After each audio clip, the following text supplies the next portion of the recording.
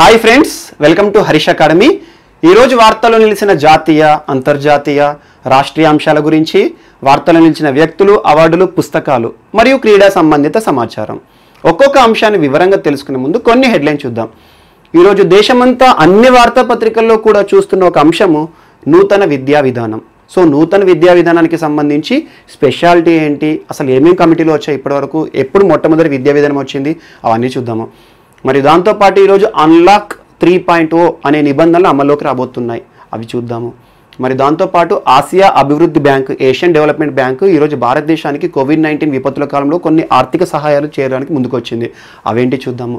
మరియు దాంతోపాటు భారతదేశానికి సంబంధించిన ఒక సోలార్ ఫెర్రీ ఆదిత్య ఈరోజు గుస్టేవ్ ట్రూ అవార్డుని గెలుచుకోవడం జరిగింది. సో దీనికి సంబంధించి క్రితం క్లాస్తో పాటు ఈరోజు క్లాస్ని లింక్ చేసుకుంటూ మనం నేర్చుకుందాము. మరియు దాంతోపాటు భారత్కి శ్రీలంకకి మధ్యలో జరిగిన ఒక అంశం, ఈ రోజున భారత్కి మారిషస్కి జరిగిన అంశము. మరియు సూడాన్లో ఒక తెగ పైన దాడులు జరుగుతున్నాయి, ఊచకోతలు జరుగుతున్నాయి, అవేంటి. మరియు వీటితో పాటు వార్తలు నిలిచిన వ్యక్తులు, ఒక్కొక్క అంశాన్ని ఇప్పుడు వివరంగా వెళ్దాం. ముందుగా నూతన విద్యా విధానానికి సంబంధించిన ఒక వార్త మనం చూస్తున్నాం. చూడండి, ప్రస్తుతం నరేంద్ర మోడీ గారి క్యాబినెట్ నూతన విద్యా విధానానికి ఆమోదం తెలిపింది అన్నాము. సో దీనికి సంబంధించి పార్లమెంట్ ప్రక్రియ జరగాల్సి ఉంది. సో నూతన విద్యా విధానానికి సంబంధించి 34 సంవత్సరాల తర్వాత భారతదేశంలో కొత్త విద్యా విధానము అమల్లోకి వస్తోంది అనే అంశం మనం చూస్తున్నాం. సో మొట్టమొదటి విద్యా విధానం, జాతీయ విద్యా విధానం, first educational policy in India was implemented ఏ సంవత్సరంలో ఇంప్లిమెంట్ చేశారు అంటే 1968, 1968. 1968లో అంటే అప్పుడు ప్రధానమంత్రి ఎవరు? దేశ ప్రధాని అప్పుడు డైనమిక్ లేడీ ఇందిరాగాంధీ గారు. లాల్ బహదూర్ శాస్త్రి గారి మరణం తర్వాత ఇందిరాగాంధీ ప్రధాని అయ్యారు.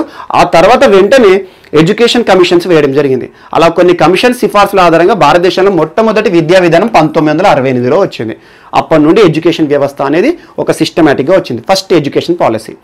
ఆ తర్వాత ఇందిరాగాంధీ గారి కుమారుడు రాజీవ్ గాంధీ గారు ప్రధాని అయినాక 1986లో రెండవ విద్యా విధానాన్ని తీసుకొచ్చారు, national education policy 2. And most important చూడండి, ఈ రోజు ఎడ్యుకేషనల్ పాలసీ సందర్భంగా ఒక అంశం వార్తలు చూస్తున్నాం. ఇకపైన HRD ministry of human resource development అనేది విద్యా మంత్రిత్వ శాఖగా మారబోతోంది అని వార్తలు చూస్తున్నాం. అండ్ చూడండి, 1985లో 1985లో రాజీవ్ గాంధీ గారు ప్రధానిగా ఉన్నప్పుడు విద్యాశాఖని హెచ్ఆర్డీగా మార్చారు. ఇప్పుడు నరేంద్ర మోడీ గారు ప్రధాని అయినాక మళ్ళీ హెచ్ఆర్డీని విద్యాశాఖగా మారుస్తున్నారు. అప్పుడు మార్చింది ఎవరు ప్రధాని, ఇప్పుడు మార్చింది ఎవరు? సో హ్యూమన్ రిసోర్స్ డెవలప్మెంట్ మనం ప్రతిరోజు నేర్చుకుంటున్నాం. ఆల్ ఇండియా ఎంట్రన్సెస్ కానివ్వండి, యువతకు సంబంధించి ఎగ్జామ్సే కానివ్వండి, అభివృద్ధికి సంబంధించిన అంశాలు, యువత విషయంలో ఎడ్యుకేషన్ రిలేటెడ్ అంశాలన్నీ కూడా హెచ్ఆర్డీ మినిస్ట్రీకి వస్తాయని ప్రతిరోజు చెప్తున్నాను. ప్రస్తుతం రమేష్ పోఖ్రియాల్ నిశాంక్ గారు ఉన్నారు. సో ఇప్పుడు అది విద్యా మంత్రిత్వ శాఖగా మారుతుంది. సో ఇదొకటి మోస్ట్ ఎవరి కాలంలో జరిగింది, ఇప్పుడు ఎవరి కాలంలో జరగబోతుంది. అండ్ నెక్స్ట్ ఇంకొక అంశం ఏంటంటే 1992, 1992లో 1986లో తీసుకొచ్చిన జాతీయ విద్యా విధానానికి కొన్ని సవరణలు మాత్రమే చేశారు. ఆటోమేటిక్గా 86 అమల్లో ఉంది, కొన్ని అమెండ్మెంట్స్ సవరణలు చేసి అమలు చేశారు, అంటే కొత్త విద్యా విధానం కాదు. అందుకే చూడండి, మళ్ళీ 2020లో 2020లో నరేంద్ర మోడీ గారి క్యాబినెట్ ఆమోదించింది. 34 సంవత్సరాల తర్వాత కొత్త విద్యా విధానము నేషనల్ ఎడ్యుకేషన్ పాలసీ 3 అనేది అమల్లోకి రాబోతున్నట్టుగా మనం వింటున్నాం. సో 1986 నుండి 2020 ఆటోమేటిక్గా 34 ఇయర్స్. సో అలా కొత్త ఎడ్యుకేషన్ పాలసీ అనేది రాబోతోంది. దీనికి సంబంధించిన పార్లమెంట్ ప్రక్రియ అన్ని కూడా జరగాల్సి ఉంది. అండ్ మోస్ట్ ఇంపార్టెంట్, ఇప్పటివరకు మనం చూస్తున్న 10+2+3 10th క్లాస్, ఇంటర్మీడియట్, డిగ్రీ అనే ప్లేస్లో ఇప్పుడు 5+3+3+4 అనే నిబంధనలు అమల్లోకి రాబోతున్నాయి.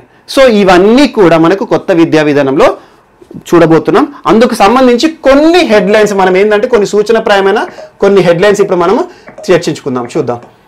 సో విద్యా విధానంలో నూతన సంస్కరణలో భాగంగా మనం కొత్త విద్యా విధానం గురించి చర్చించుకుంటున్నాం. అందులో భాగంగా చూడండి, ఆల్మోస్ట్ 34 ఇయర్స్ తర్వాత భారతదేశంలో విద్యా వ్యవస్థలో సమూల మార్పులు అనేవి చోటు చేసుకోబోతున్నాయి. అలా 1968 విద్యా విధానము, 1986 విద్యా విధానము, 1992లో 1986 విద్యా విధానానికి కొన్ని సవరణలు వచ్చినాయి. ఆ తర్వాత ఇప్పుడు మొత్తం విద్యా వ్యవస్థలోనే సమూల మార్పులతో కూడిన నూతన జాతీయ విద్యా విధానం అమల్లోకి రాబోతుంది. అందుకోసం భారత ప్రభుత్వం కస్తూరి రంగన్ గారి ఆధ్వర్యంలో కమిటీని వేసింది. ఆ కస్తూరి రంగన్ కమిటీ సిఫార్సులను ఈరోజు భారత ప్రభుత్వ క్యాబినెట్ ఆమోదం పొందడం జరిగింది.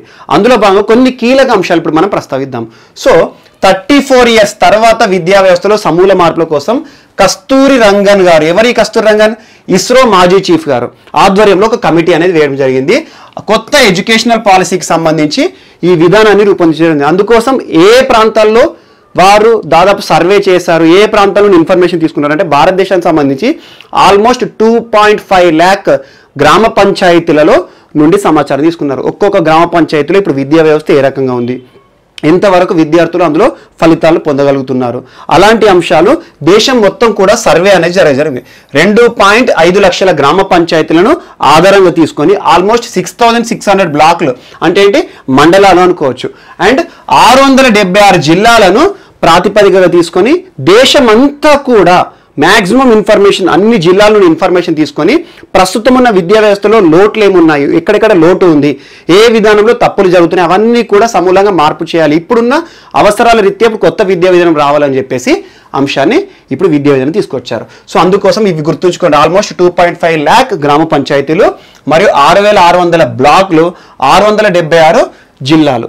అండ్ అందులో భాగంగా చూడండి, ఇప్పుడు ప్రస్తుతం 1986లో ఉన్న విద్యా విధానం స్థానంలో 1992లో రివైజ్ జరిగిందని ఇందాక చర్చించుకున్నాము. అండ్ 2014 మోస్ట్ ఇంపార్టెంట్, ప్రధానమంత్రి నరేంద్ర మోడీ గారు బీజేపీ ప్రభుత్వం అధికారంలోకి రాకముందు ఎన్నికల మేనిఫెస్టోలో కూడా ఈ అంశం ఉంది. మేము అధికారంలోకి వస్తే ఎడ్యుకేషన్ సిస్టంలో మొత్తం కూడా కంప్లీట్ సంస్కరణలు, రీఫార్మ్స్ అనేవి తీసుకొస్తాము అని చెప్పడం జరిగింది. అందులో భాగంగా 2020 ఆల్మోస్ట్ ఆ 6 yearsలో కొత్త విద్యా విధానం అనేది అమలులోకి రాబోతుంది. దానికి సంబంధించి పార్లమెంట్ ప్రక్రియ కూడా ఇంకా జరగాల్సి ఉంది. సో ఇలా 5+3+3+4 విద్యా విధానం, అంతకుముందు 10+2+3 విధానం ఉండే. సో ఇప్పుడు కొత్త విద్యాలో ఆల్మోస్ట్ ఇంటర్మీడియట్ అనేది ఉండదు ఇక. సో ఈ రకంగా రావడం జరిగింది. సో సర్కారు కొత్త పాలసీని తీసుకురావడం జరిగింది. 4 దశల్లో విద్యా విధానం అయింది, 5+3+3+4. ఆ 4 దశల్లో మోస్ట్ ఇంపార్టెంట్ గుర్తుంచుకోండి, ఎడ్యుకేషన్ విషయంకి వస్తే భారతదేశంలో విద్య అనేది ప్రాథమిక హక్కు. ప్రతి వ్యక్తికి కూడా విద్యని ప్రాథమిక హక్కులో కల్పించారు. జీవించే హక్కులో విద్య అనేది మోస్ట్ ఇంపార్టెంట్. అందుకోసము విద్యని ప్రాథమిక హక్కుగా ఆర్టికల్ 21లో చేరుస్తూ, జీవించే హక్కులో భాగంగా చేరుస్తూ 21A అనే అంశాన్ని రాజ్యాంగంలో ప్రస్తావించడం జరిగింది. విద్య కూడా ప్రాథమిక హక్కే. 6 నుండి 14 సంవత్సరాల వాళ్ళు ఎవరైతే ఉంటారో పిల్లలు, వారికి విద్యని మ్యాండేటరీ రైట్, ఫండమెంటల్ రైట్గా చేర్చారు. అందుకోసము రాజ్యాంగాన్ని సవరించారు. 86వ రాజ్యాంగ సవరణ చట్టం 2002 ఆధారంగా విద్యని ప్రాథమిక హక్కుగా గుర్తించడం జరిగింది. సో ఇప్పుడు చూడండి, ఇక్కడ తేడా ఏమొస్తుందంటే 14 సంవత్సరాల వరకే ఏదైతే ఉందో ఇప్పుడు దీన్ని 18 సంవత్సరాలకు పెంచుతారు. సో దీనికి సవరణ జరగాలి. ఇంకా 6 నుండి 14 అన్నాం కదా, ఇప్పుడు 18 సంవత్సరాల వరకు ప్రాథమిక హక్కుగా ఉంచడానికి మళ్ళీ సవరణ రావాలి. సో ఈ చట్టం ఆధారంగానే 86వ రాజ్యాంగ సవరణ చట్టం ఆధారంగానే ఆర్టికల్ 21A జీవించే హక్కులో ఒక వ్యక్తికి హుందాతనం అది విద్య ద్వారానే కలుగుతుంది అని చెప్పేసి విద్యను ప్రాథమిక హక్కుగా చేరుస్తూ ఒక అంశాన్ని మనం ప్రస్తావించుకున్నాము. సో ఈ అప్పర్ లిమిట్ ఏదైతుందో 14ని ఇప్పుడు 18 వరకు చేర్చే ఉద్దేశాలు కూడా ఉంటాయి. ఎందుకంటే దానికి సంబంధించి సవరణ జరగాలి. 86 లాగానే ఇప్పుడున్న రాజ్యాంగ సవరణ జరగాలి. సో అదొకటి. అండ్ దేశవ్యాప్తంగా ఉన్న కొత్త విద్యా విధానం అందుబాటులోకి తీసుకురావడానికి కొత్త విధానం 5+3+3+4 విధానం తీసుకురావాలి. అంటే 5 అంటే ఏంటి, ఎప్పుడు స్టార్ట్ అవుతుంది విద్య అంటే ఫస్ట్ 3rd ఇయర్లో, first year, second year, third, ఒక వ్యక్తికి చిన్న శిశువు ఎవరైతే ఉంటారో వాళ్ళకు 3 years రాగానే ఎడ్యుకేషన్ స్టార్ట్. సో 3+5 అంటే ఎంత, 8 years వరకు జరిగే ఎడ్యుకేషన్ ఏమంటారు అంటారు, దాన్ని ఫౌండేషన్ స్టేజ్ అంటారు. 3 నుండి 8 సంవత్సరాల మధ్యలో, అంటే ఇప్పుడు 5 కదా, 5+3+3+4లో ఫస్ట్ 5 yearsని ఫౌండేషన్ టైం అంటారు. ఆ సమయంలో వాళ్ళకి కావాల్సిన ఎడ్యుకేషన్ సంబంధించిన ఫౌండేషన్ ఏమేమి నేర్చుకోవాలి, ABCDలా, అలా, లేకపోతే ఇలాంటి అంశాలన్నీ కూడా. అండ్ మోస్ట్ ఇంపార్టెంట్ చూడండి, ఇప్పుడు కొత్త విద్యా విధానంలో ఫస్ట్ 5 years ఏదైతే ఉంటుందో మాతృభాషలోనే 5వ తరగతి వరకు మాతృభాషలోనే విద్యాభ్యాసం అనేది మోస్ట్ ఇంపార్టెంట్ టాపిక్. సో అలా ఫస్ట్ 5 yearsలో మనకి ఫౌండేషన్ బ్యాచ్. అండ్ నెక్స్ట్ 5+3 అన్నాను కదా, ఇప్పుడు 8+3 11 years వరకు ప్రీ ప్రైమరీ స్టేజ్ అంటారు. Pre primary school 8 to 11 years వరకు pre primary school age. And next preparatory stage plus 11+3 అంటే 14 ఇయర్స్ వరకు ప్లస్ 4 18 ఇయర్స్ వరకు సెకండరీ స్టేజ్. సో ఈ రకంగా కొత్త విద్యా విధానం 10+2+3+లో 5+3+3+4 అలా 3+5 8 8+3 11 11+3 14 14+4 18 వరకు. సో ఈ రకంగా 18 వరకు ఏజ్ అనేది కూడా ఇప్పుడు కన్సిడర్ చేయాల్సి వస్తుంది. అండ్ నెక్స్ట్ ఇప్పుడు మనకి మోస్ట్ ఇంపార్టెంట్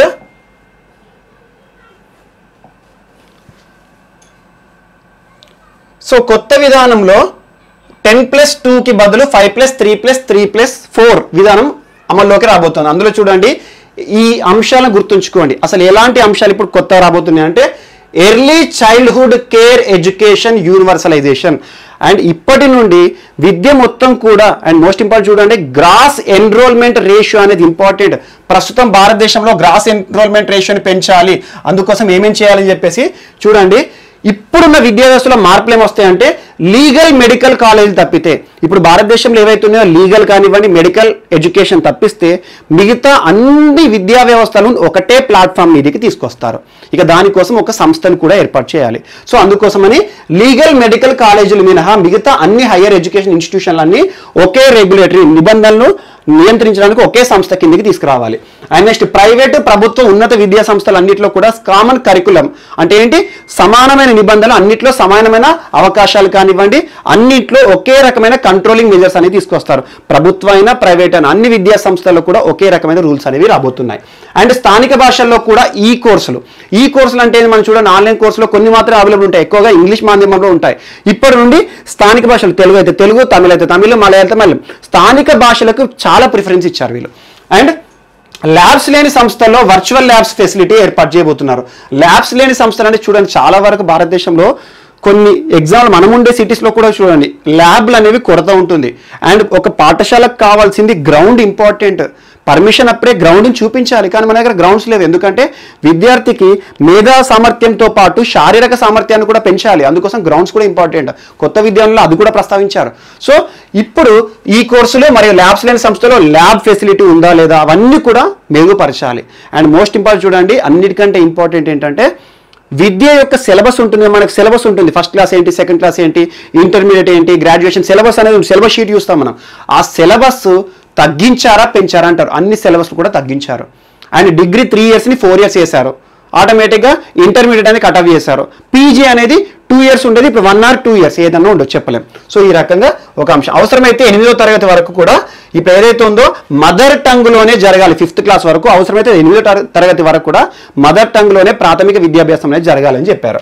అండ్ క్యాపబిలిటీస్ పై సమగ్ర నివేదికగా ఉండాలి. ప్రోగ్రెస్ రిపోర్ట్స్ అంటారు కదా ఆ ప్రోగ్రెస్ రిపోర్ట్ కానివ్వండి ఏవైనా కూడా మార్కులకు ఇంపార్టెన్స్ కాకుండా కాన్సెప్ట్ బేస్డ్ సబ్జెక్ట్కి ప్రిఫరెన్స్ అనేది ఇచ్చారు. అదొకటి మోస్ట్ ఇంపార్టెంట్. సో సింపుల్ చెప్పాలంటే అమెరికా బ్రిటన్లో ఎలాంటి విద్యా విధానం అయితే అమల్లో ఉంటుందో అలాంటి విద్యా విధానాన్ని భారతదేశంలో అమలు చేయబోతున్నారు. అండ్ అందులో భాగంగా 6th క్లాస్ నుండే కరిక్యులర్ యాక్టివిటీస్ కానివ్వండి లేకపోతే ప్రోగ్రామింగ్ కానివ్వండి కోడింగ్ పైన అవగాహన పెంచుతారు. టెక్నాలజీ పైన ఎక్కువగా అవగాహన పెంచుతారు ఇప్పుడు ఈ ఎడ్యుకేషన్ సిస్టంలో. ఇది ఒకటి మోస్ట్ ఇంపార్టెంట్. అందులో భాగంగా చూడండి ఇంకా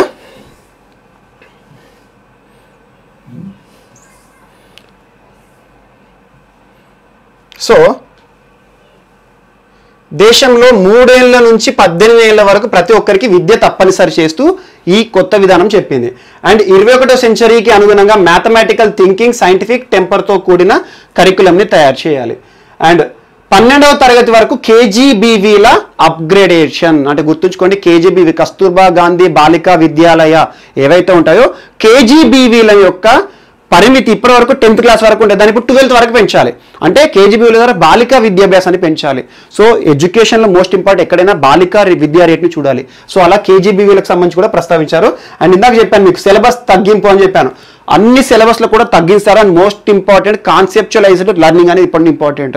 అంతకుముందుగా ఉన్నట్టు విద్యా విధానం కాకుండా కాన్సెప్ట్ ఓరియంటేషన్గా ప్రిపరేషన్ అనేది ఉండాలని చెప్పడం జరిగింది. హయ్యర్ ఎడ్యుకేషన్లో ప్రధాన సంస్కరణలు తీసుకొచ్చారు. అండ్ ఇది ఇంపార్టెంట్ 8th పాయింట్ 2035 నాటికి 50% గ్రాస్ ఎన్రోల్మెంట్ రేషియో సాధించడమే లక్ష్యం. సో విద్యా వ్యవస్థని చాలా మందికి అందరికీ కూడా అనుకూలంగా మార్చడానికి గ్రాస్ ఎన్రోల్మెంట్ ఎంతమంది విద్యా వ్యవస్థలోకి రాబోతున్నారు వారి యొక్క శాతాన్ని పెంచాలి. ఇప్పటి వరకు అది ఆల్మోస్ట్ 26% ఉంది అంతే భారతదేశంలో.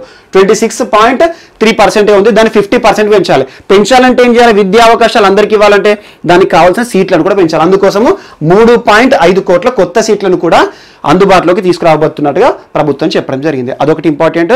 విద్య కోసం బడ్జెట్లో కేటాయించబడే మొత్తం ఏదైతే ఉందో టోటల్ బడ్జెట్లో 4.4% మాత్రమే ఇప్పుడు ప్రభుత్వం విద్య కోసం ఖర్చు పెడుతుంది. ఇప్పుడు దాన్ని దాదాపు 6 to 6.5 వరకు విద్య కోసం ఖర్చు పెట్టాలని కొత్త విద్యా చట్టం అనేది చెప్పడం జరిగింది. విద్య అది అండ్ స్టూడెంట్ ఒక కోర్సు మధ్యలో కోర్సు తీసుకునేందుకు అవకాశం కల్పించారు. ఒకవేళ ఎవరైనా కొంతమంది చూడండి ఒక కోర్సు నడిచేటప్పుడు ఇంకొక కోర్సుకి వేరే మారడం కానివ్వండి, ఒక కోర్సు చదివి ఇంకో కోర్సు చదివితే ఏమవుతుంది మధ్యలో డ్రాప్ అవుట్స్ ఉంటాయి. డ్రాప్ అవుట్ అయిన వాళ్ళని కూడా గుర్తించే విధంగా కొత్త విద్యా విధానం తీసుకురావడం జరిగింది. ఇవన్నీ మోస్ట్ ఇంపార్టెంట్. అందుకోసము ఇప్పుడు కొన్ని సవరణలు కూడా రావాలి. పార్లమెంటు చట్టం రావాలి. ఎందుకంటే ఈ విద్యా విధానాన్ని అన్ని అమలు చేయాలంటే కొన్ని ఇందులో పార్లమెంటు చట్ట సవరణల ఆధారంగానే జరుగుతాయి. సో ఎగ్జాంపుల్ విద్య కూడా ప్రాథమిక హక్కు కదా 14 సంవత్సరాల ఏజ్ని పెంచాల్సి వస్తుంది. అందుకోసం రాజ్యాంగ సవరణ. సో పార్లమెంటరీ ప్రక్రియతో కూడుకొని ఉందే ఇప్పుడు ఈ జాతీయ విద్యా విధానం. సో ఇదొకటి మోస్ట్ ఇంపార్టెంట్. అండ్ దీనికి సంబంధించి ఇండికేటివ్ ఇన్ఫర్మేషన్ మాత్రమే ప్రభుత్వం నుండి పిఐబిలోను ఇది ఒక వార్తాపత్రికల నుండి తీసుకున్న ఇన్ఫర్మేషన్ ఇది. సో ఏదైతే ఉంటుందో పిఐబి నుండి ఇచ్చిన ఇండికేటివ్ ఇన్ఫర్మేషన్ తెలుగులో మనం ఇక్కడ పెట్టడం జరిగింది. అండ్ దీనికి సంబంధించి టోటల్ గైడ్ లైన్స్ ఏంటి ఆ 5 years వారికి 5+3+3+4 అనేది 5 yearsలో ఏమేమి నేర్చుకోవాలి అవన్నీ కూడా కేంద్ర ప్రభుత్వము ఇంకా చేయాల్సి ఉంది.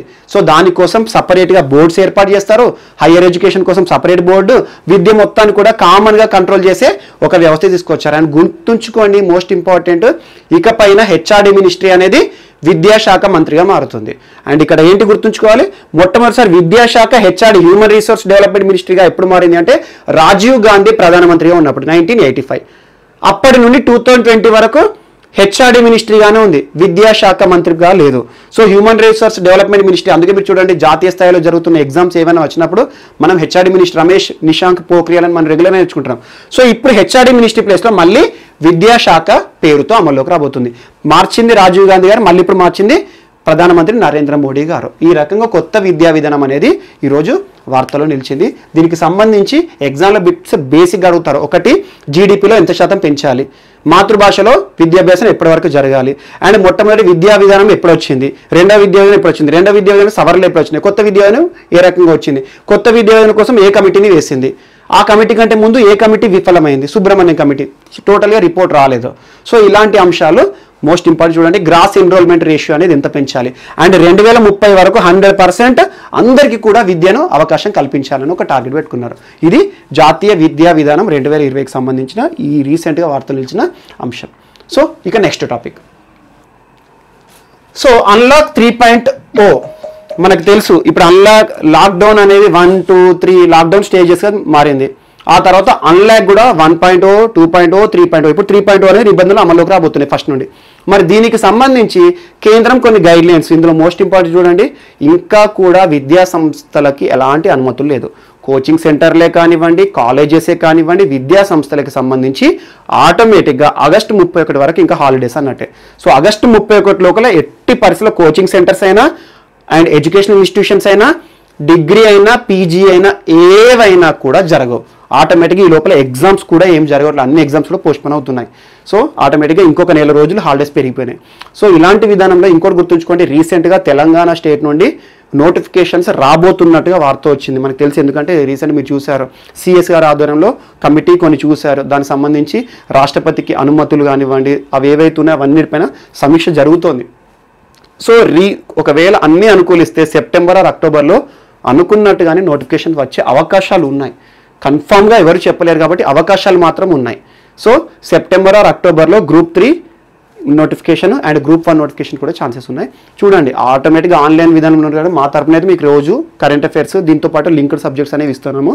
సో దాంతోపాటు ఇంకొక 1 month వరకు హాలిడేస్ అనేవి ఖచ్చితంగా ఉంటాయి ఎడ్యుకేషనల్ ఇన్స్టిట్యూషన్స్. అదొకటి మోస్ట్ ఇంపార్టెంట్. అండ్ సినిమా హాళ్ళు కానివ్వండి ఇవన్నిటిపైన కూడా కొన్ని సమీక్షల తర్వాత నిర్ణయం తీసుకుంటానని చెప్పారు. అండ్ రాత్రిపూట ఇప్పటివరకు ఏదైతే కర్ఫ్యూ ఉందో రాత్రిపూట కర్ఫ్యూను ఎత్తివేస్తారు ఇక. సో అలాంటి నిబంధనలు అండ్ కంటైన్మెంట్ జోన్స్ ఏవైతే ఉన్నాయో, కంటైన్మెంట్ జోన్స్ అంటే ఎక్కువ కేసెస్ వచ్చినాయి, ఆ కంటైన్మెంట్ జోన్స్లో ఇప్పటివరకు ఉన్న రూల్స్ అవన్నీ కూడా అమల్లో ఉంటాయని చెప్పడం జరిగింది. And Asian development bank Philippines. So Asian development bank simple చెప్పాలంటే ఏషియాకి సంబంధించిన అభివృద్ధి కార్యక్రమాలు చేయడానికి ఏర్పడిన బ్యాంకు మనకు తెలుసు.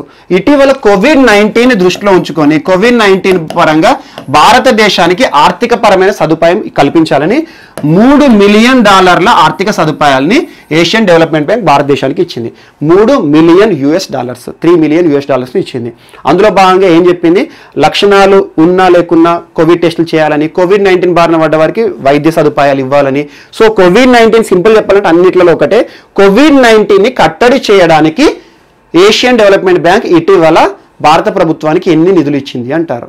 సో $3 మిలియన్ నిధులు ఇచ్చింది. సో ఇదొకటి మనకి most important. Asia development bank కూడా మన కోవిడ్ చర్యలో భాగంగా చేయడం. అందులోనూ చూడండి, ఏషియన్ డెవలప్మెంట్ బ్యాంక్ ఇటీవల తమిళనాడుతో కొన్ని ఒప్పందాలు చేసుకుంది, అవి చెప్పుకున్నాం మనం.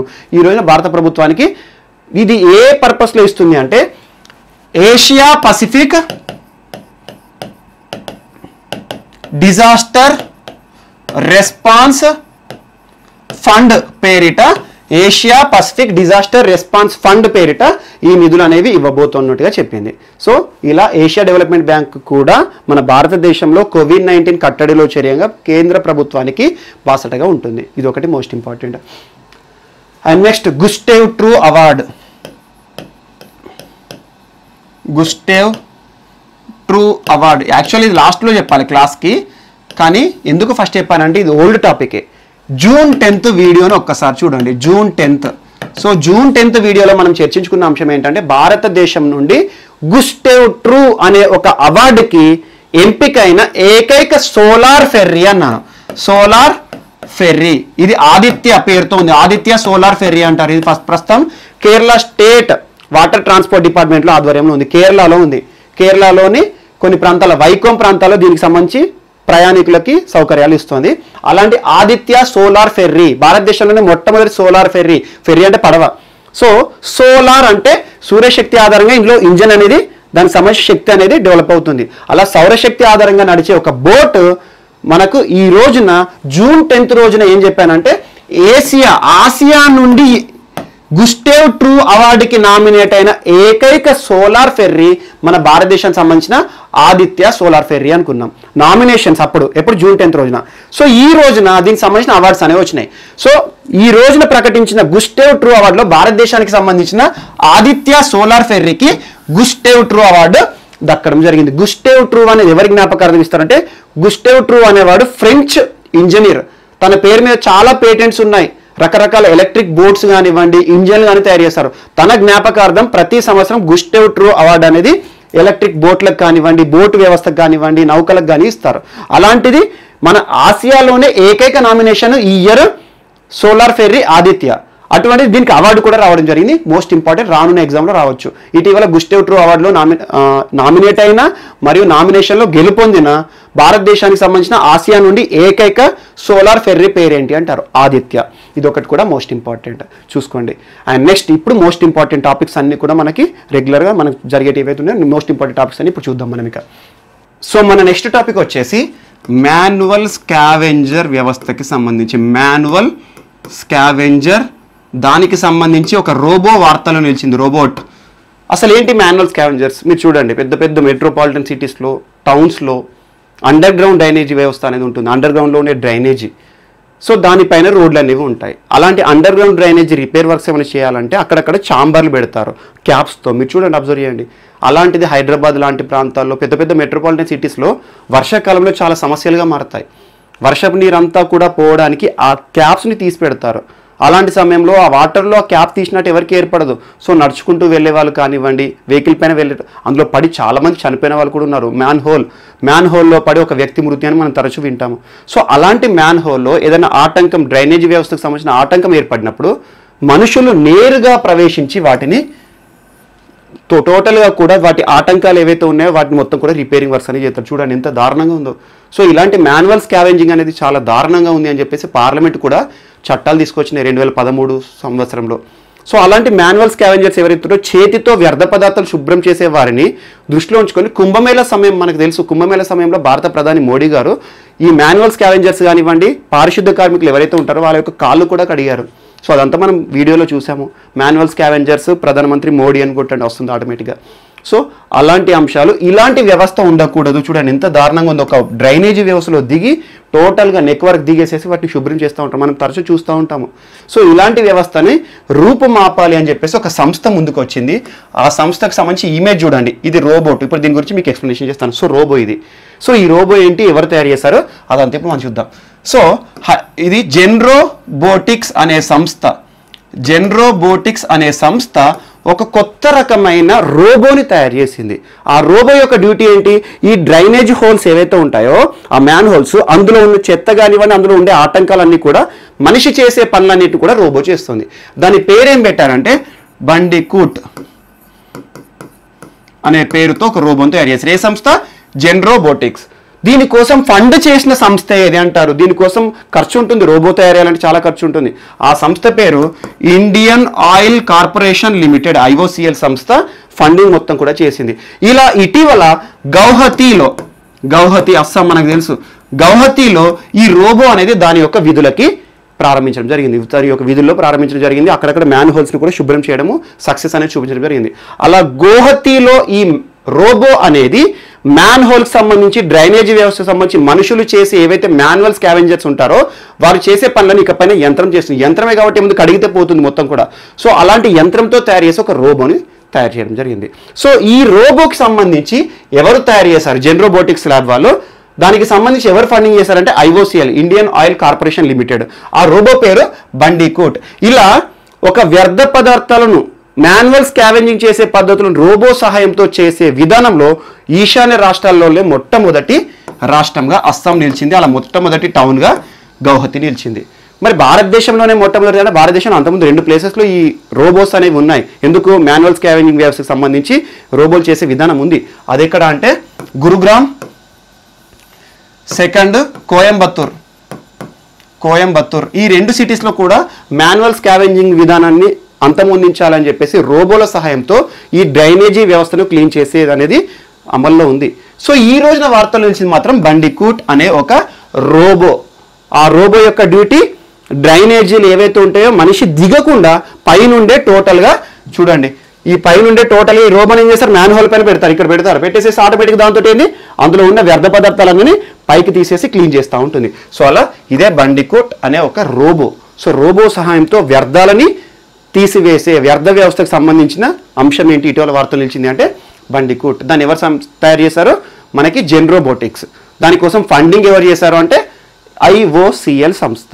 సో ఈ రకంగా ఒకటి వార్తలు నిలిచింది. మోస్ట్ ఇంపార్టెంట్ ఇటువంటి ఉంటే చూడండి. ఇప్పుడు 3rd city in India and most important ఈశాన్య రాష్ట్రాల్లోనే ఈ యొక్క వ్యవస్థని ప్రవేశపెట్టడం అనేది మొదటిసారి. ఇది ఒకటి కూడా ఇంపార్టెంట్.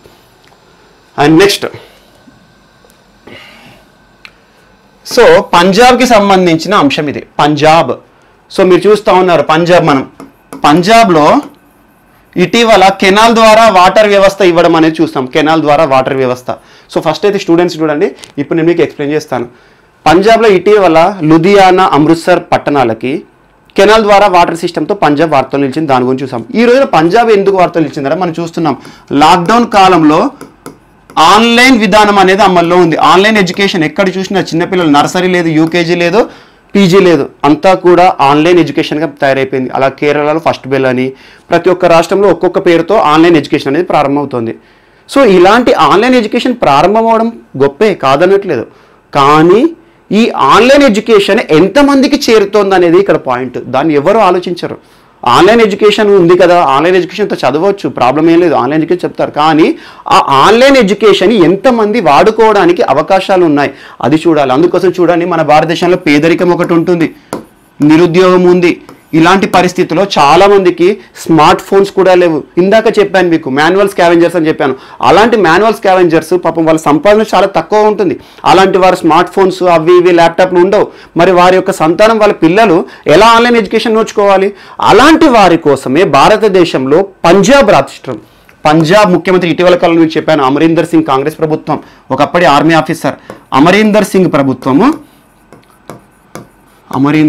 ప్రభుత్వము రాష్ట్రంలో ఉన్న 50,000 మంది విద్యార్థులు, అందరికీ కాదు, 50,000 మంది విద్యార్థులు 9th to 12th క్లాస్ చదువుతున్న వాళ్ళు ఎవరైతే ఉంటారో అందులోనూ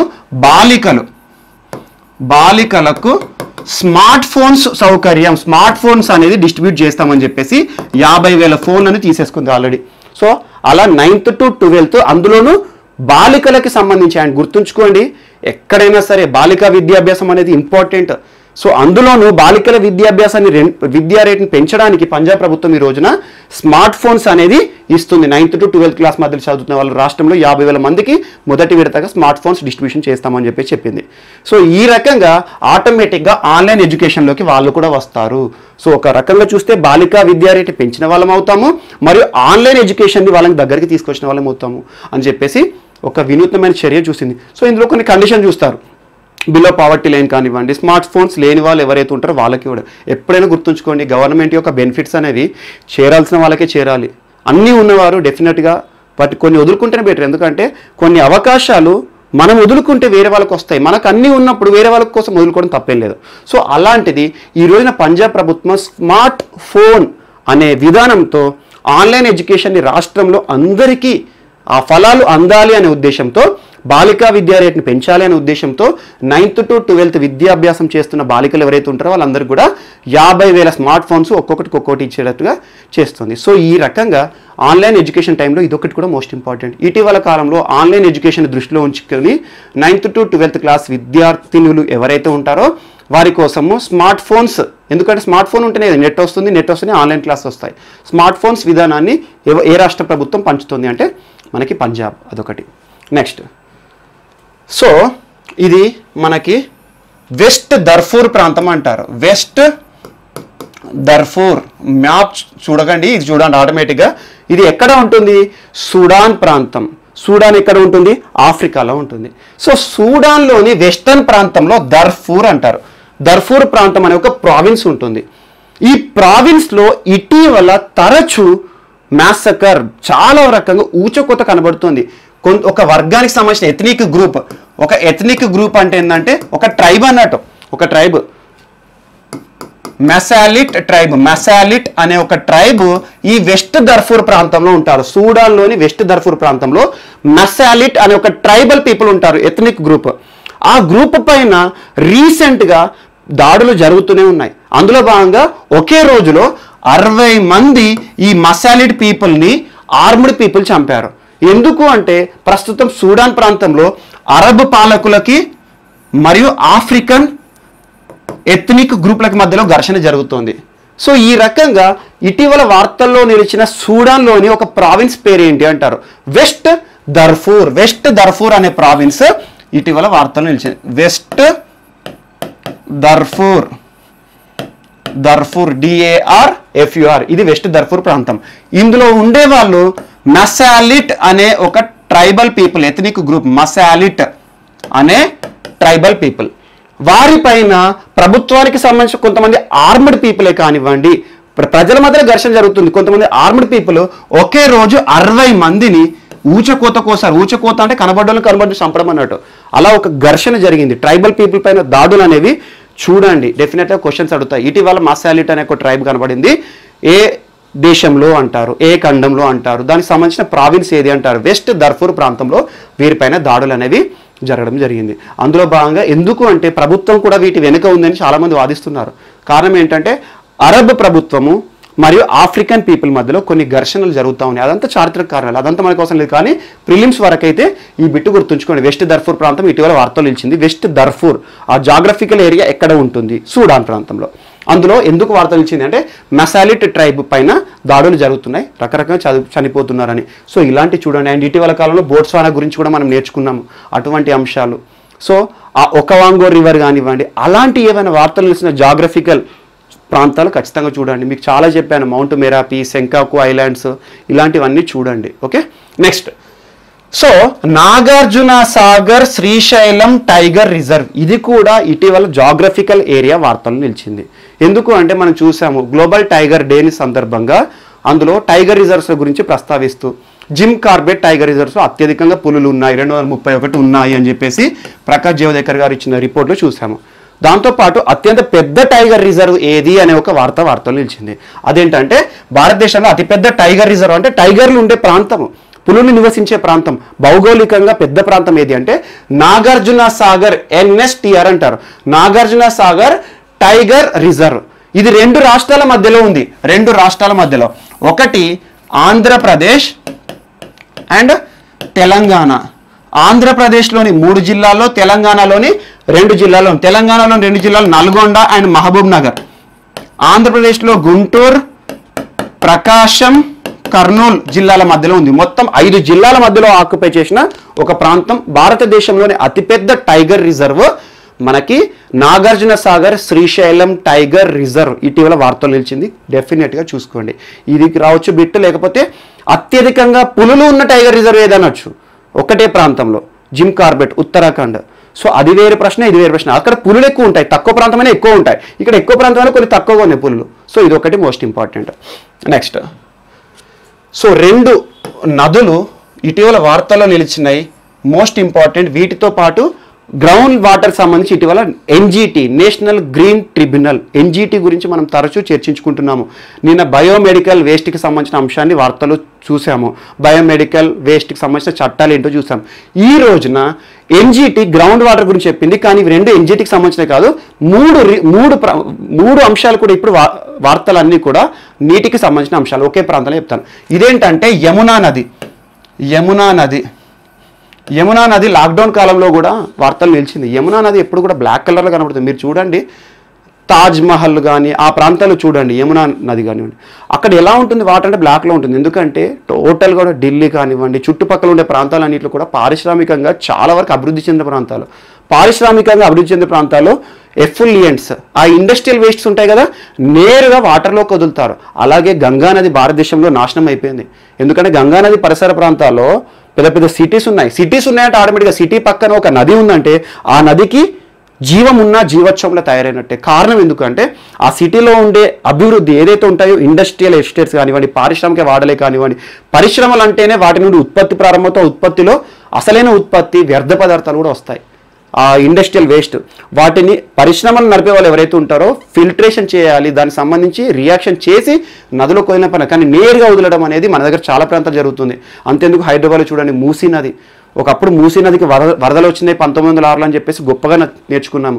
కానీ ఈరోజు హైదరాబాద్ ఎంత పెద్దగా మనం పారిశ్రామికంగా అభివృద్ధి చెందుతుందో, అక్కడ ఉన్న నది ఈరోజు ఒకప్పుడు life line of Hyderabad Musi నది అనేది ఈరోజు లైఫ్ తీసే లైన్గా మారిపోయింది. మూసీ నది పక్కన నిలబడలేరు ఎవరు కూడా. అంతగా ఎందుకు తయారవుతుందంటే పారిశ్రామికంగా అభివృద్ధి చెందుతున్న ప్రాంతాల్లో ఎక్కువ జరుగుతుంది. అలాంటిదే ఈరోజు యమునా నది ఒకటి కనబడింది. నాగ్ రివర్ అనగానే మీకు నాగ్పూర్ సిటీ గుర్తుకు రావాలి. ఓకే, ఈ 2 నదులు కూడా వార్తలు నిలిచినాయి. సో ఇలాంటి బిట్స్ అడుగుతున్నారు. పర్యావరణంగా ఎక్కడెక్కడ ఏవైతే వివాదాస్పద అవుతున్నాయో వాటికి సంబంధించి అడుగుతారు. సో యమునా నదికి సంబంధించి లాక్డౌన్ కాలం చూడండి, మనం దాదాపు దేశమంతా కూడా ఆల్మోస్ట్ 2 మంత్స్ లాక్డౌన్లో ఉన్నాం. ఆ సమయము ప్రకృతికి అద్భుతమైన సమయం. మనకి లాక్డౌన్లో ఇంట్లో ఉన్నాం, అంత పెద్ద కష్టపడింది లేదు. కానీ ప్రకృతి పరంగా ఎర్త్ అండర్ మెయింటెనెన్స్, ఎర్త్ అంతా కూడా రీసైకిల్ అయిపోయింది. చూడండి, పంజాబ్, జలంధర్ అని హిమాలయాస్ కూడా కనబడ్డాయి. అసలు ఎప్పుడు కూడా కనబడిన హిమాలయాస్ పర్యావరణంలో గాలి కాలుష్యం మొత్తం తగ్గిపోవడం ద్వారా హిమాలయాలు కూడా కనబడుతున్నాయని పంజాబ్, జలంధర్ ప్రాంతం వార్తలు నిలిచింది. యమునా నదిలో మంచినీరు ప్రవహిస్తోందని వార్తలో చదువుకున్నాం. మరి అలాంటి యమునా నదిలో జస్ట్ లాక్డౌన్ అన్లాక్ అయిన తర్వాత ఎన్ని రోజులలో మళ్ళీ వార్తలు నిలిచింది. కారణం ఏంటంటే ఈ యమునా నదిలో ఇటీవల NH3 అంటే ఏంటి, అమ్మోనియా కాన్సన్ట్రేషన్ ఎక్కువ అయింది. అమ్మోనియా కాన్సన్ట్రేషన్ ఆల్మోస్ట్ 3 ppm ఉంది. అమ్మోనియా కాన్సన్ట్రేషన్ పార్టికులేట్ మ్యాటర్ అంటారు. సో అమ్మోనియం కాన్సన్ట్రేషన్ అనేది వాటర్లో ఎక్కువ ఉండకూడదు, 0.5 ఉండాలి అంతే. 0.5 ppm ఉంటే అది ఎక్కువ. అమ్మోనియం ఉండాలి కానీ తక్కువ కాన్సన్ట్రేషన్ ఉండాలి. ఇంతకు మించి ఉందనుకోండి, సో 3 ppm అమ్మోనియం ఉంది. సో ఇటీవల యమునా నదిలో ఏ కెమికల్ కాన్సన్ట్రేషన్ పెరగడం వల్ల దానికి సంబంధించిన కాలుష్యం వార్తలు నిలిచింది అంటే అమ్మోనియా. సో అమ్మోనియా ఎక్కడికి వెళ్ళి వస్తుంది? అమ్మోనియా అనేది కలర్లెస్ ఒక గ్యాస్ అంతే. ఈ అమ్మోనియా ఎక్కడికి వెళ్ళి వస్తుంది అంటే మనకి పరిశ్రమలు ఏవైతే ఉంటాయో పరిశ్రమల నుండి నేరుగా యమునా నదిలోకి వ్యర్థ పదార్థాలు వదలం కానివ్వండి, పరిశ్రమలో పొగగొట్టాలు ఉంటాయి, పెద్ద పెద్ద పొగలు వస్తూ ఉంటాయి. ముఖ్యంగా డే టైంలో రావు, నైట్ టైంలో మనం పడుకున్నాక వస్తే, లేకపోతే ఎర్లీ మార్నింగ్ వస్తూ ఉంటాయి. చూడండి, ఎక్కువగా ఇలాంటి పొగగొట్టాల నుండి పరిశ్రమ నుండి వ్యర్థ పదార్థాలు అన్నీ కూడా గాల్లో కలుస్తాయి. సో ఆ గాల్లో కలుస్తాయి, కొన్ని రోజులైతే మనం గాల్లో కలిసే పరిస్థితి తీసుకొస్తాయి. సో అలాంటి ఏవైతే ఉంటాయో ఈ గాలి రూపంలో కానివ్వండి, ఈ అమ్మోనియా అన్నీ కూడా యమునా నదిలో చేరుతుంది. అలా యమునా నది నీరు అనేది ఈరోజు చాలా ప్రాణాంతకంగా మారింది. అందులో ఉన్న చేపలన్నీ చచ్చిపోతున్నాయి. అండ్ అమ్మోనియా కాన్సన్ట్రేషన్, ఒకవేళ మనిషి అమ్మోనియా కాన్సన్ట్రేషన్ ఎక్కువ ఉన్న వాటర్ మనిషి గిట్ట తాగితే ఖచ్చితంగా ఇంటర్నల్ బాడీ ఆర్గన్స్ పైన దాని యొక్క ప్రభావం అనేది పడుతుంది. సో ఇదొకటి most important, internal body organs పైన ప్రభావం అనేది పడుతుంది. అలా అమ్మోనియా నీరు అనేది కాన్సన్ట్రేషన్ పెరుగుతూ ఉంది అని చెప్పేసి ఇటీవల అమ్మోనియా సంబంధించి యమునా నది వార్తలు నిలిచింది. దీనికి సంబంధించి ఢిల్లీ జల్ బోర్డ్ అంటే ఢిల్లీ వాటర్ బోర్డ్ అన్నట్టు. ఢిల్లీ జల్ బోర్డు ఇటీవల యమునా నది పరిసర ప్రాంతాల్లో ఉన్న ఇండస్ట్రీస్ అన్నిటికీ లేఖలు పంపింది. అసలు మీరు ఏం వదులుతున్నారు, ఏం చేస్తున్నారు? ఈ యమునా నది తాగడానికి పనికి లేకుండా తయారైపోయింది. ఈరోజు పక్కన ఉన్న ప్రాంతాలు చూడండి, మొత్తం అంతా నురగా తయారైపోయింది. సేమ్ మూసీ నది పరివాహక ప్రాంతాలు కూడా ఇలాగే ఉంటుంది. సో అలా యమునా నది పైన ఢిల్లీ జల్ బోర్డు ఇటీవల ఒక అంశాన్ని ప్రస్తావించింది. ఇందులో అమ్మోనియా కాన్సన్ట్రేషన్ పెరుగుతోంది. అమ్మోనియా NH3 అంటారు. సో అమ్మోనియా కాన్సన్ట్రేషన్ పెరుగుతోంది, దాన్ని తగ్గించండి, కనీసం 25% ఇయర్ ఎండింగ్ లోపల తగ్గించండి అని కొన్ని అంశాలు ప్రస్తావించింది. అది అవసరం లేదు. కాకపోతే ఏంటా కెమికల్ అంటారు అమ్మోనియా. సో అది కలర్లెస్ గ్యాస్, అది వాటర్లో కలవడం ద్వారా తాగడానికి పనికిరాదు. 0.5% ఉండాలి అంటే 3% ఉందని అర్థం చేసుకోండి. సో అలా అమ్మోనియా అనేది వార్తలు నిలిచింది. అండ్ సెకండ్, సేమ్ ఇలాంటి అంశమే వాటర్ వార్తలు నిలిచింది. అదేంటంటే నాగ్ రివర్ ఎక్కడ ఉంటుంది? నాగ్ అనే పేరుతోటే నాగ్పూర్ అనే ఒక సిటీ ఉంది. ఈరోజు నాగ్పూర్ సిటీకి పేరు ఎట్లా వచ్చింది అంటే ఈ నాగ్ రివర్ పైనే వచ్చింది. చాలా మందికి తెలియదు. సో ఆరెంజ్ సిటీ అంటారు. ఒకసారి చూడండి, సబ్జెక్ట్ కండిషన్ ఆరెంజ్ సిటీ అంటే నాగ్పూరే. సో అదేనా కాదో చూడండి, ఒకవేళ కాకపోతే చేంజ్ చేసుకోండి. సో నాగ్పూర్ ఏదైతే ఉందో నాగ్ రివర్ పేరు పైగానే వచ్చింది.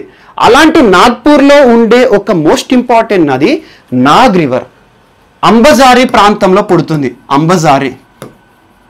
అంబజారీ ప్రాంతంలో పుడుతుంది. అంటే అంబజారీ అనే ఒక లేక్ ఉంటుంది నాగ్పూర్లో.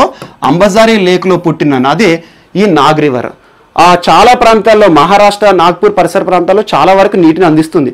దానికి పిలి అనే ఒక ఉపనది కూడా ఉంటుంది. పిలి చివరికి ఈ అంబజారీ లేక్లో పుట్టిన నాగ్ రివర్ ఎందులో కలుస్తుంది అంటే కన్హా రివర్లో కలుస్తుంది. ఇక కన్హా రివర్ అంటే మీకు జాగ్రఫీలో చదువుతారు ఎట్లాగో, కన్హా నదిలో కలుస్తుంది.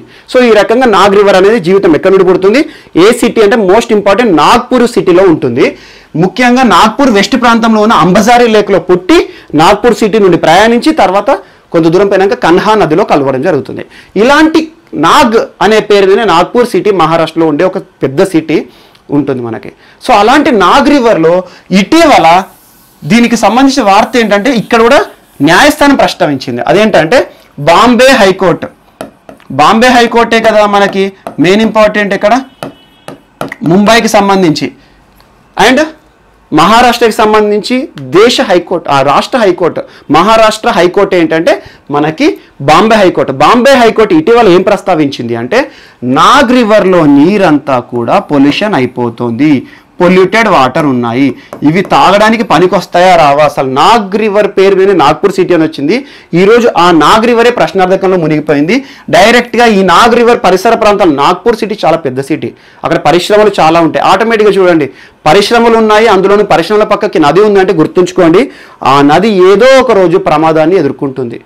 సో లైఫ్ తీసే లైన్గా మారుతుంది డెఫినెట్. అది ఎప్పుడైనా చూడండి, ఎందుకంటే పరిశ్రమలు పెట్టేటప్పుడు కొన్ని కండిషన్స్ పైన సంతకాలు పెడతారు పరిశ్రమవేత్తలు. మేము ఇండస్ట్రియల్ ఎఫ్లుయెంట్స్ని ట్రీట్ చేస్తాము అని అవన్నీ చేస్తారు, కానీ ఎవరు ట్రీట్ చేయట్లేదు. చాలా వరకు ఇండియాలో జరిగే ఇండస్ట్రీస్లో ఈ వేస్ట్ వాటర్ ట్రీట్మెంట్ అనేది లేదు. సో ఇండస్ట్రియల్ వేస్ట్స్ ఏవైతే ఉన్నాయో నేరుగా నదిలోకి వదలడం ద్వారా ఈ నది నీరు తాగడానికి కూడా పనికి వస్తలేదు. కొన్ని ఏళ్ల తర్వాత నది నీటి పైన ఒక ఉద్యమాలే వస్తాయి. ఇప్పటికే చాలా నదుల పైన ఉద్యమాలు వస్తున్నాయి. సో అలాంటిదే ఈరోజు నాగ్పూర్ సిటీకి సంబంధించి నాగ్ రివర్ కూడా వార్తలు నిలిచింది. పొల్యూషన్ అవుతోంది, ఎందుకంటే పక్కన ఉన్న ఇండస్ట్రీస్ అన్ని కూడా నేరుగా పారిశ్రామిక వ్యర్థ పదార్థాలను నాగ్ రివర్లోకి వదులుతున్నాయి. దానిపైన కాన్సన్ట్రేట్ చేయండి అని చెప్పేసి నాగ్పూర్కి సంబంధించి మున్సిపల్ అధికారులు ఆదేశించడం జరిగింది. ఇలా ఈ రివర్ కూడా వార్తలు. ఒకటి Yamuna, Delhi Jal board, Nag river Bombay high court ఆదేశం చేసింది. అండ్ దీంతో పాటు ఇంకొక అంశం ఏంటంటే నేషనల్ గ్రీన్ ట్రిబ్యునల్ ఈరోజు వాటర్ విషయంలో ఇంకొక అంశంతో మనకి ముందుకు వచ్చింది. అదేంటంటే నేషనల్ గ్రీన్ ట్రిబ్యునల్ తెలుసు మనకి, NGT, నిన్న కూడా చర్చించుకున్నాం. 2010 యాక్ట్ ద్వారా ఏర్పడింది. భారతదేశంలో పర్యావరణ పరంగా అన్ని చర్యలు కూడా ఒక ప్రాజెక్ట్కి క్లియరెన్స్ ఇవ్వాలన్న ఏదైనా కూడా ఎన్జిటిఏ చూసుకుంటుంది. అలాంటి నేషనల్ గ్రీన్ ట్రిబ్యునల్ ఈ రోజున గ్రౌండ్ వాటర్కి సంబంధించి కొన్ని ఆదేశాలు ఇచ్చింది. గ్రౌండ్ వాటర్ ముఖ్యంగా కమర్షియల్ పరిశ్రమలకు సంబంధించి, ఇది కూడా ఎక్కువ పరిశ్రమల విషయాల్లోనే జరుగుతాయి. కమర్షియల్ వాటర్ పర్పస్లో సింపుల్ చెప్పాలంటే కమర్షియల్ ఇన్స్టిట్యూట్స్, కమర్షియల్ ఇండస్ట్రీస్ ఏవైతే ఉంటాయో పరిశ్రమలు గ్రౌండ్ వాటర్ని నేరుగా వాడకూడదు. గ్రౌండ్ వాటర్ అనేది పర్యావరణ పరంగా చాలా ప్రభావం, ఎన్విరాన్మెంటల్ ఇంపాక్ట్ అసెస్మెంట్ అనేది చూపించండి మీరు, ఎన్విరాన్మెంటల్ ఇంపాక్ట్ అసెస్మెంట్ ప్రభావం చూపుతోంది అని చెప్పేసి గ్రౌండ్ వాటర్ సంబంధించి ఇటీవల NGT national green tribunal ground water పరిశ్రమలు వాడుకోవడం పైన కొన్ని ఆంక్షలు విధించింది.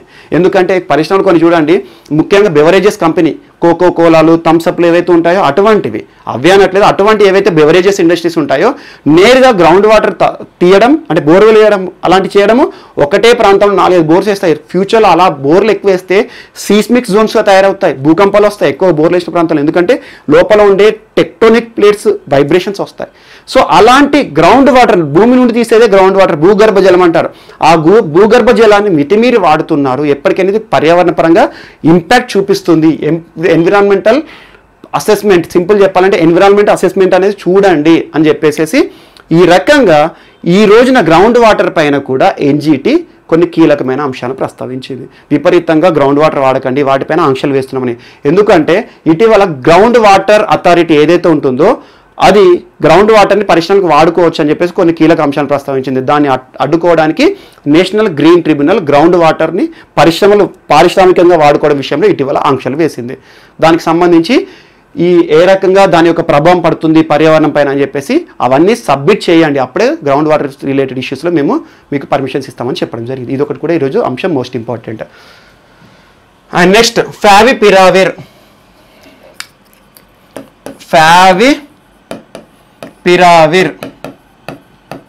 ఏంటి ఫావిపిరావిర్? మనం రెగ్యులర్గా నేర్చుకుంటున్నాం, డెక్సామెథజోన్ అని, రెమ్డెసివిర్ అని, ఫావిపిరావిర్ అని, హైడ్రాక్సిక్లోరోక్విన్ అని, ఇవన్నీ నేర్చుకుంటున్నాం.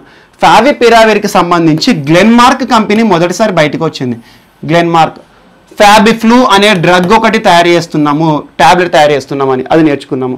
ఆ తర్వాత Hetero company remdesivir active pharmaceutical ingredient ఆధారంగా కోవిఫర్ అనే ఒక ఇంజెక్షన్ తయారు చేస్తున్నాం అన్నారు. మరియు next Cipla remdesivir active pharmaceutical ingredient ఆధారంగా సిప్రమి అనే ఒక ఇంజెక్షన్ తయారు చేస్తున్నాం అన్నారు. ఇవన్నీ మనం చూస్తాం. ఈ రోజున అంశం ఏంటంటే ఫావిపిరావిర్ టాబ్లెట్స్ని మార్కెట్లోకి రిలీజ్ చేశాము అని చెప్పేసి హెటిరో కంపెనీ కీలక ప్రకటన చేసింది. దీనికి సంబంధించి DCGI నుండి పర్మిషన్ పొందింది. DCGI అంటే ఏంటి, దాని ఫుల్ ఫామ్ ఏంటి, రెగ్యులర్ మనం చర్చించుకుంటున్నాం. సో ఏ మందు అయినా కూడా మార్కెట్లో రిలీజ్ చేయాలన్నా, క్లినికల్ ట్రయల్స్ కావాలన్నా కూడా DCGI పర్మిషన్ కావాలి. Drug control general of India దాని నుండి పర్మిషన్ పొందింది. అలా హెటిరోకి సంబంధించిన ఫావిపిరావిర్ టాబ్లెట్స్ కరోనా కాలంలో అద్భుతంగా పనిచేస్తాయి అని చెప్పేసి ఒక్కొక్క టాబ్లెట్ ధర 59 రూపాయలు పెట్టేసేసి రిలీజ్ చేయడం జరిగింది. ఇలా ఫావిపిరావిర్ టాబ్లెట్స్ ఈ రోజున వార్తల్లో నిలిచాయి. దీనికి సంబంధించిన కంపెనీ ఏంటి, Hetero, not Glenmark. Okay, next. So Narendra Modi గారు, దేశ ప్రధాని గారు, ఇటీవల శ్రీలంకతో మనం ఒకటి ఒప్పందం జరిగింది. అదేంటి, $400 మిలియన్ కరెన్సీ స్వాప్ చేసుకున్నాము. అదంతా మీకు క్రితం క్లాస్లో నేర్చుకున్నారు, ఎక్స్ప్లెయిన్ చేసుకున్నాము. ఈ రోజున శ్రీలంకకి భారతదేశానికి మధ్యలో ఇంటర్నేషనల్ సోలార్ అలయన్స్లో భాగంగా ఈరోజు భారతదేశానికి సంబంధించి NTPC national thermal power corporation ఏదైతే ఉందో NTPC శ్రీలంకలో సోలార్ పవర్ ప్లాంట్లను ఏర్పాటు చేస్తున్నాము అని చెప్పేసి కీలక ప్రకటన చేసింది. సోలార్ పవర్ ప్లాంట్, ఇది ఇంటర్నేషనల్ సోలార్ అలయన్స్లో భాగంగా భారతదేశం శ్రీలంకపై మనకి ముఖ్యంగా వారితో సంబంధాలు ముఖ్యం. ఇప్పుడు ప్రస్తుత ఉన్న పరిస్థితిలో బెల్ట్ అండ్ రోడ్ ఇనిషియేటివ్లో భాగంగా చైనా మన భారతదేశం చుట్టూ ఉన్న దేశాలన్నింటినీ కూడా మెల్లమెల్ల దగ్గర చేసుకుంటుంది. ఇలాంటి పరిస్థితుల్లోనే భారతదేశంకు చుట్టూ ఉన్న ఇండియన్ ఓషన్ ప్రాంతంలో ఉన్న దేశాలతో సంబంధం మోస్ట్ ఇంపార్టెంట్. అలా ఇండియన్ ఓషన్ దేశాలతో సంబంధం పెంచుకోవాలని ఇటీవల భారతదేశం శ్రీలంకతో సోలార్ అలయన్స్లో భాగంగా ఈ సోలార్ పవర్ ప్లాంట్లను ఏర్పాటు చేస్తున్నట్టుగా కీలక ప్రకటన చేసింది. సో శ్రీలంకలో భారతదేశం ఇటీవల ఏ దేశంలో సోలార్ పవర్ ప్లాంట్స్ ఏర్పాటు విషయంలో ఒక ఒప్పందం చేసుకుంది. దీనికి సంబంధించి కంప్లీట్గా ఇండియన్ గవర్నమెంటే అక్కడ పెట్టుబడి పెడుతుంది. దానికి సంబంధించిన సంస్థ ఏంటి, NTPC. ఈ రకంగా శ్రీలంకలో సోలార్ పవర్ ప్లాంట్లు అనేవి ఇండియా నిర్మాణం చేయబోతుంది. ఆటోమేటిక్గా ఏంటి, ఈ రెండు దేశాల మధ్యలో మంచి సంబంధాలు అనేవి బిల్డప్ అవుతాయి. ప్రస్తుతం ఉన్న చైనా పరిస్థితుల కాలంలో పాకిస్తాన్ని వదిలేసేసి నేపాల్ని వదిలేసి మిగతా దేశాలతో మనం మంచి సంబంధాలు కలుపుకోవాలి. ఇటీవల బంగ్లాదేశ్కి 10 వ్యాగన్ల ట్రైన్లు పంపాం. 10 వ్యాగన్లు అంటున్నాను, 10 రైలు లోకోలు పంపించాము, రైలు ఇంజన్లు. అలా మనము బంగ్లాదేశ్తో సంబంధం పెట్టుకుంటున్నాము.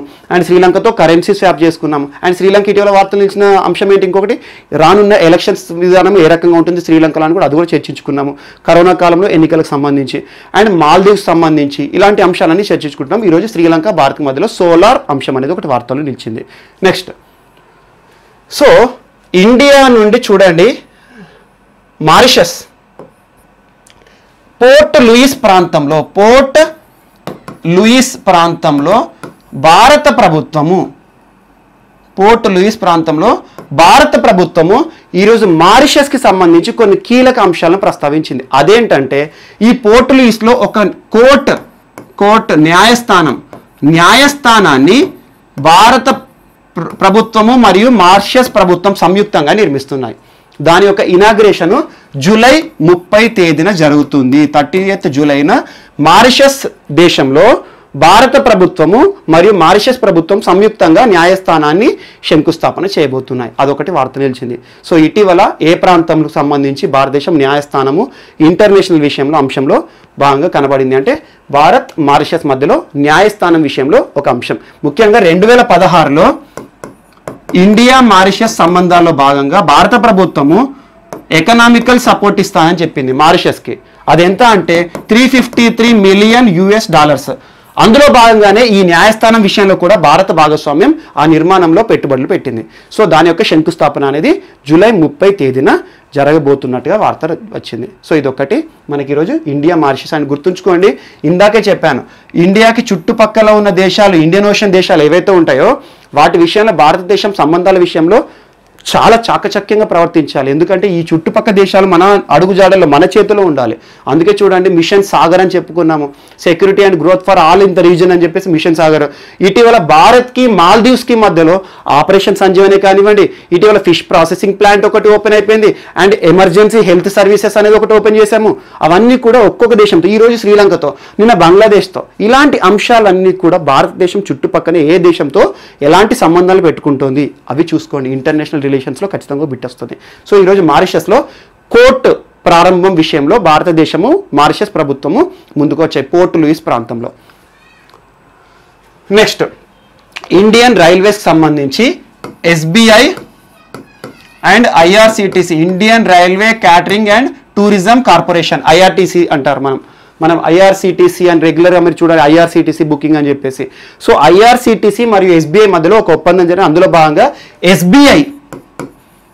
ఎస్బీఐ మనకి బ్యాంకింగ్ వ్యవస్థ కదా, ఒక స్మార్ట్ కార్డుని తీసుకురాబోతుంది.